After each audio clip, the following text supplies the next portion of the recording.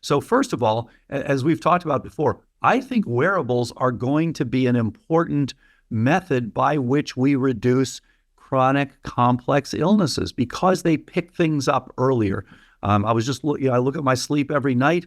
I can see when I'm doing things wrong and I'm not getting enough deep sleep, or I'm not getting enough REM sleep, or I'm not getting enough total sleep, or my oxygenation isn't quite what it should be. Very helpful to track these things. Of course, others will track your temperature and say, hey, you're about to get COVID.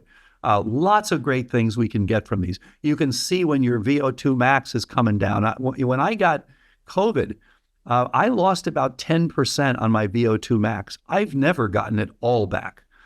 So, it damaged my heart to some extent, and I got to keep on working at it to get things back. So I think these are very helpful, and they're going to be, especially as they start adding things to say, look, we're now going to track your cognition directly, and are you having slight changes? Having said that, we're in a new era where we've gone from there's absolutely nothing you can do about Alzheimer's or other neurodegenerative diseases to the armamentarium is so large and growing that nobody can afford it all. And that is a real problem because okay, now it's how many thousands of dollars are you going to do for workups and then for treatments? People want you to do $60,000 HBOT and $50,000 stem cells, but it's just ridiculous. So what happens is we need to keep optimizing. It's just like building a company or something like that. You want to constantly tweak. And we see that the people who are getting the best results are the ones that are constantly tweaking and working with their practitioner. Okay, maybe we can get rid of this, but maybe this one seemed to work a lot. Julie G in particular has been so good at this over the years. She watches herself, what helped, what didn't help, and really kind of over the years optimizes things. So what we'll find is for some people, the rate limiting factor is going to turn out to be sleep apnea. For others, it's going to turn out to be a leaky gut. For others, it's going to turn out to be Deborah's pet, not enough protein. So, okay, it's going to be, for everyone, it is something different. And so many, of course, it is going to be, pre-diabetes and insulin resistance, so common. But the good news is we can slowly figure these out and you can keep doing this so that you're not spending an arm and a leg. And by the way, you're saving the average American prior to inflation was spending $350,000 before dying of Alzheimer's. Horrible. So if we can save 90% of that, that would be huge. And you could then use that over the years. In the long run, there should be some sort of insurance program or health savings program where you can save 90% of that and use what you need to make sure that you never get this.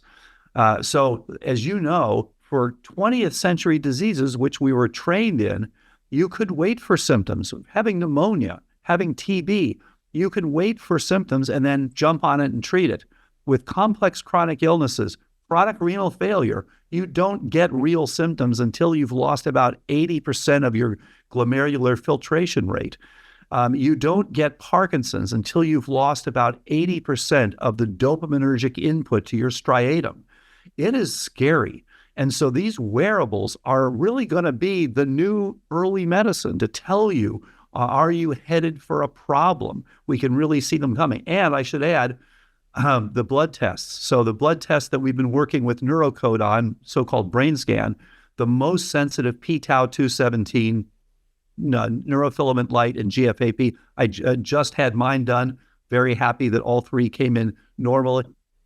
Just talked to a patient, by the way, who asymptomatic, doing well, and she's already got some beginning abnormalities. No problem. You jump on it early. Everyone does well when you start early. It's that waiting till the last, waiting until you've got a single-digit MoCA score that's been the big problem. So the bottom line is, I understand what you're saying. I think this is a great question, Leah. And I would just look for the ones that are working best for you. You've already got some good ideas. And then keep tweaking based on your symptoms and based on, you can now also, follow your p-tau to make sure that it is back to normal. So there's so much that can be done, and sticking with the old-fashioned 20th century approach of let's just wait until I have really significant symptoms is not the optimal way to go. So Dr. Gordon, what do you recommend to Leah or your patients who are asking about wearables, and what are the best things to follow?